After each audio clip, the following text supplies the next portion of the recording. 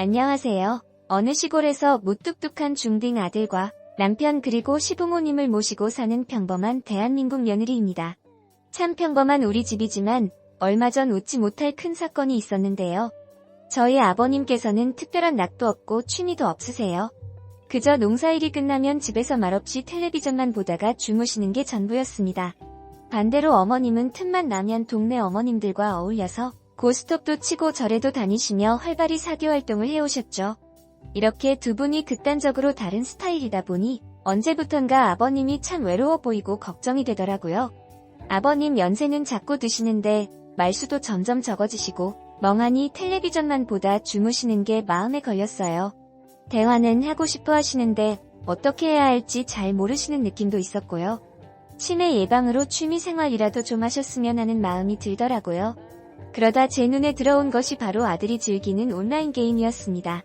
온라인 게임에 너무 빠져서 게임만 찾는다면 문제가 되겠지만 우리 아들 같은 경우에는 그 게임 속 세상을 통해서 스트레스도 풀고 사람들과 교류도 하면서 취미생활로 잘 조절을 하는지라 손주와 할아버지 사이도 돈독해지고 좋지 않을까 하는 생각이 들었습니다.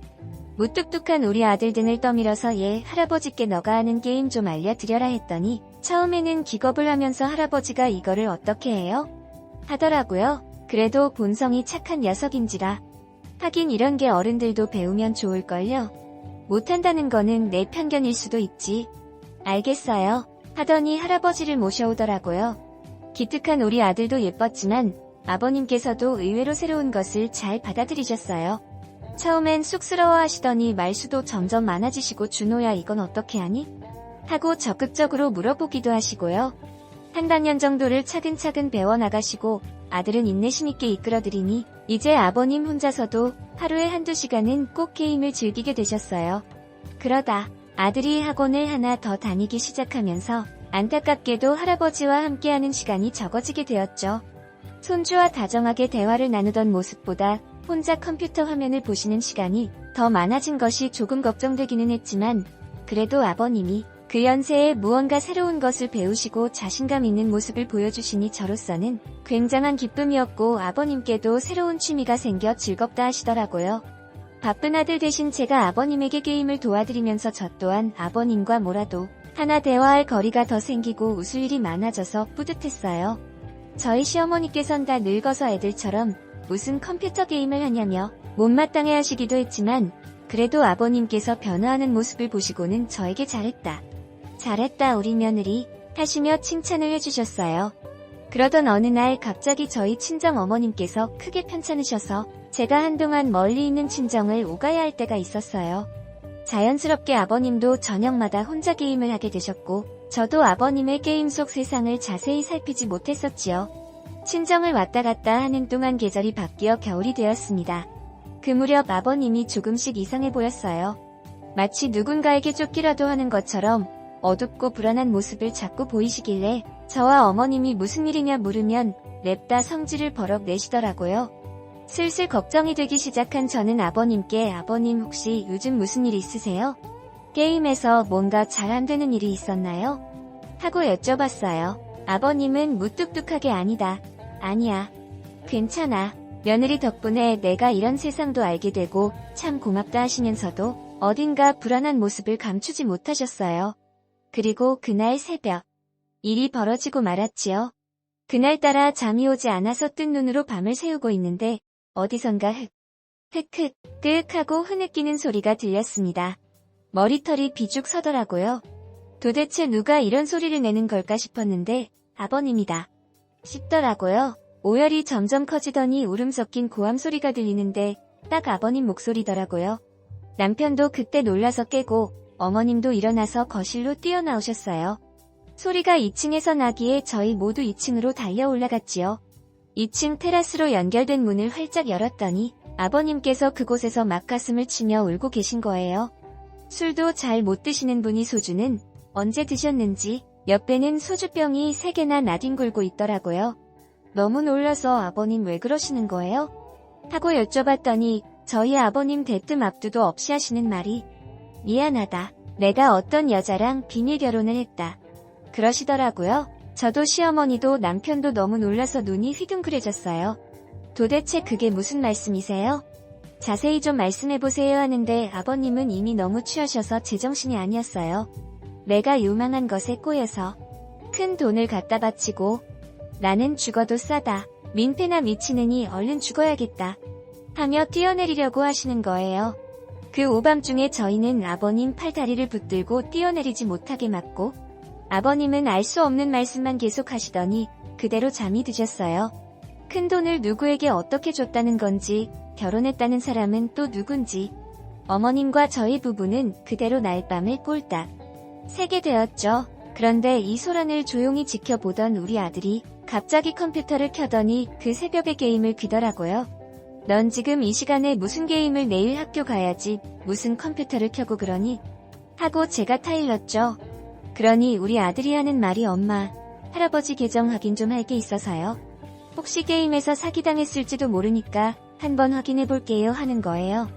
순간 어쩐지 그럴 것 같은 예감이 들어서 가슴이 쿵 내려앉았습니다. 어머님이 놀라셔서 뭐야, 게임 속에서 사기를 당할 수 있니? 하니 아들이 그럼요. 저희들이야 잘 아니까 괜찮은데 할아버지는 당하셨을 수도 있죠 하더라고요. 게임에 접속한 아들은 시아버님이 주고받은 메시지를 확인해보더니 얼굴빛이 어두워졌어요. 엄마 좀 큰일인 것 같은데? 하길래 옆에 앉아서 화면을 들여다봤더니 세상에 아주 가관이더라고요. 아버님께서 게임에 많이 익숙해지셨지만 그래도 모르는 부분이 있다 보니 다른 이용자들에게 이것저것 물어보신 모양이에요. 그중 한 명이 아버님께서 젊은이들과 좀 다르다는 걸 눈치채고 이런저런 호구조사를 하게 됐고 아버님은 묻는 대로 솔직하게 다 얘기하셨다가 그 여자에게 홀랑 넘어가신 거였어요. 게임 세상에서 힘들게 모은 아이템도 주고 이리저리 끌려다니다 못해 실제 어떻게 생겼는지도 모를 사람에게 마음을 홀랑 빼앗기기셨더라고요. 얼굴도 실제로 예쁜지 궁금하다. 실제 몸매는 어떤지 궁금하다는 둥. 민망한 말들을 잔뜩 보내셨고 그 여자는 자긴 원래 나이 많은 남자를 좋아한다며 아버님 마음을 온통 흔들어 놨더라고요. 그리고 마침내 그 여자에게 푹 빠진 아버님께서 그 여자와 따로 연락을 하게 되셨고 서로 사진을 주고받아가며 연애 아닌 연애를 하게 된 거였습니다.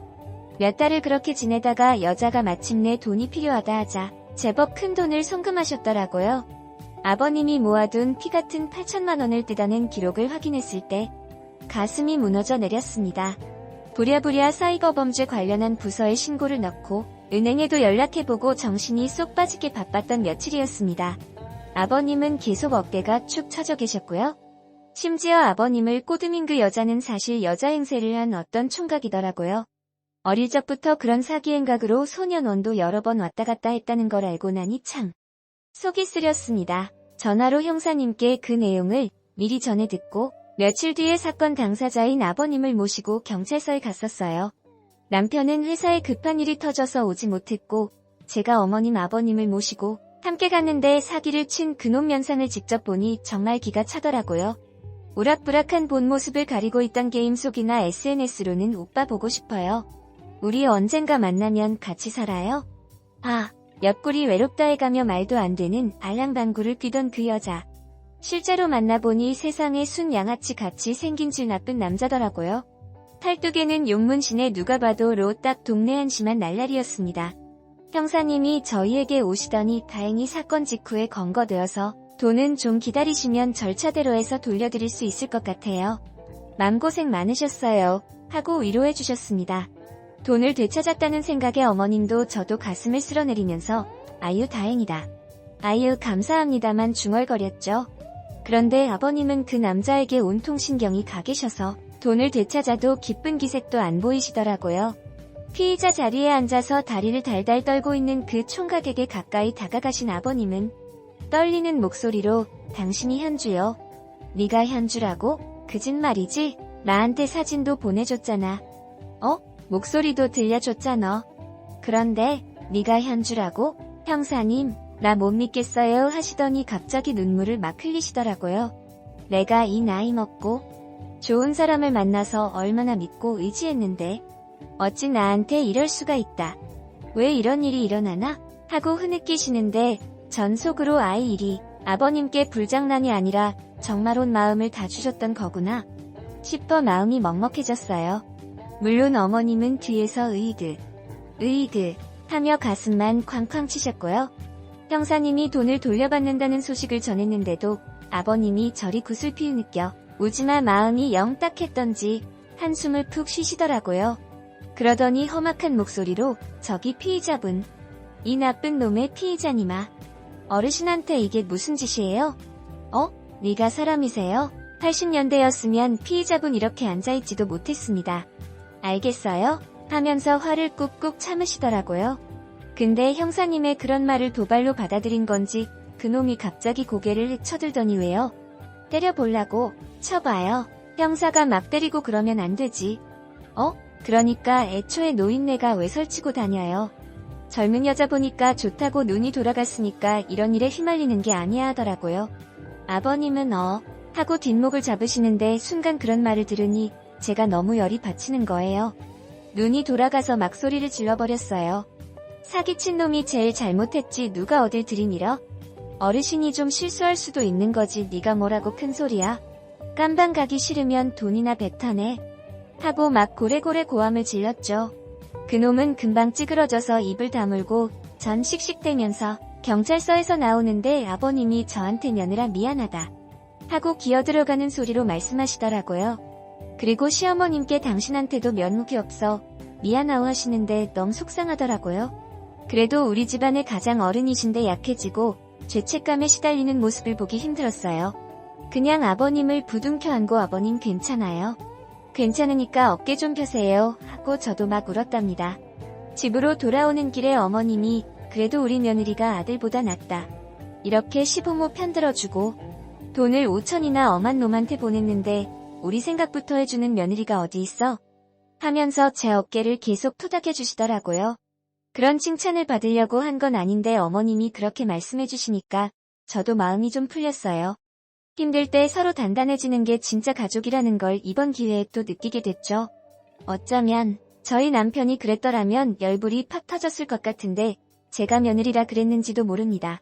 그저 안타깝고 제가 더 잘해드려야겠다는 생각이 들었어요.